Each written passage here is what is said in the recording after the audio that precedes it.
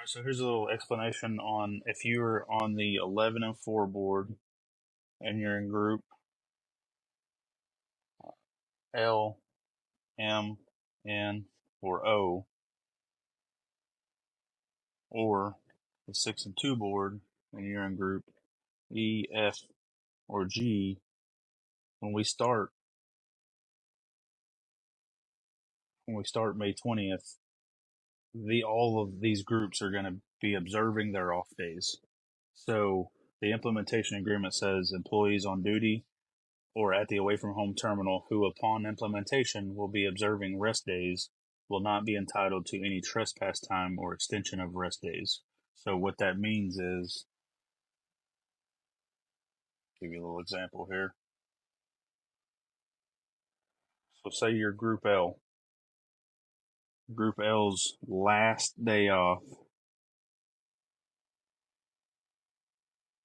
is May 20th, right?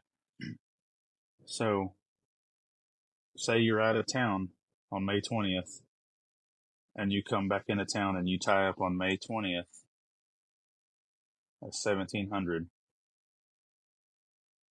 Then you're going to be put at the bottom of the board. So basically, the board's going to look like you got engineers in OK status, then you got some undisturbed rest, then you got some on duties, kind of like the extra board right now. And then at the very bottom, you're going to have engineers that are off or laid off sick or whatever they are. So you'll be placed right there where these engineers are on their off days. At 1700, you tie up at the home terminal. You're going to be on your off day here, right? 521 at 0759. Remember that golden minute.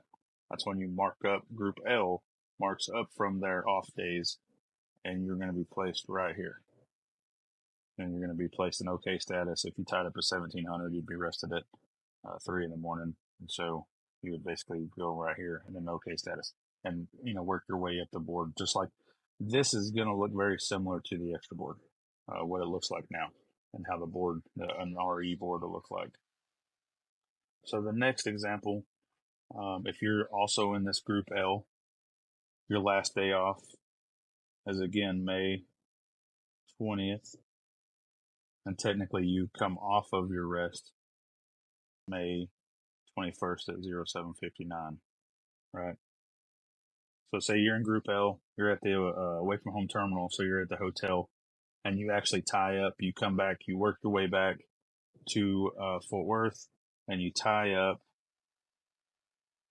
at Fort Worth at 0500 hours on the 21st.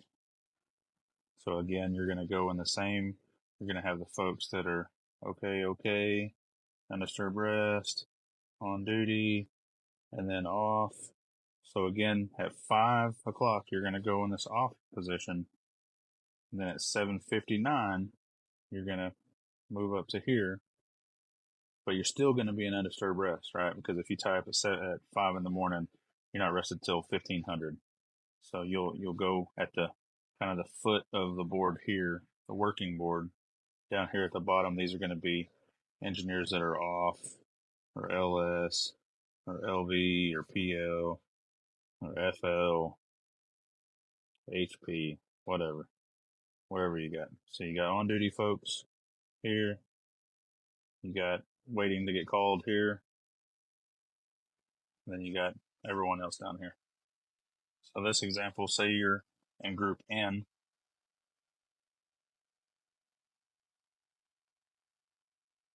last day off is 522. So technically you mark up at 523 at 0759. 0759. Right? This is your last day off. So similar to that. So say May 20th, you're out of town, you come in, you tie up at home at that, say 1700 on the 20th. Then you'll go to the bottom of the board, so you'll be off. You'll be in OF status from 520 until 523.0759. You'll be in off status. During this implementation process, this is the only time your rest time will not be extended or begin to start the 96 hours off when you tie up at the home terminal. Any other time after this, that will be the case, but not this time. So what happens is CMS, every engineer in every pod that's on duty or out of town on May 20th at like 8 in the morning, when they start plugging people into their pods and their boards and all that, if you're out of town or on duty, you won't be able to be put into your pod until you tie up at the home terminal. And that applies again to every engineer and every pod on a 11.4, 6, and 2 and everything.